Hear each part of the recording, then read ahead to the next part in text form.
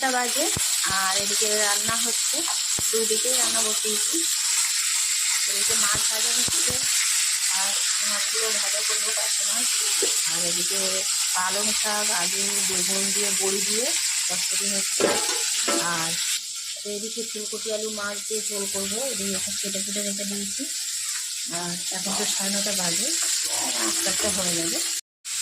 গ্যাসে দুই সাইডে রান্না বসিয়ে দিলে বেশি সময় লাগে না, মানে একটু জোগাড়টা করতেই নেই, মানে জোগাড় যন্ত্র মানে কাটাকুটি জোগাড় করে নিয়ে বসলে আমরা 1 ঘন্টার মধ্যে 2-3টে তরকারি স্টার্ট করতে পারি। তারপর 10:30 বাজে, আমার রান্নাবান্না কমপ্লিট। এদিকে মাছের ঝোল হয়ে গেছে, এতে একটু ধনেপাতা দিয়ে আর নামিয়ে নেবো। ভাজা হয়ে গেছে, পার্শে মাছ ভাজা হয়ে গেছে, পালং শাকের তরকারিও হয়ে গেছে। সব বাসনপত্র মেজে ঘষে গ্যাসটা তো এইভাবে গুছিয়ে গেছে নিয়ে বসলে বেশিক্ষণ রান্না করতে লাগে না। এবার আমি সব কিছু মুছে মাছে নিয়ে সেন্টারে যাবো।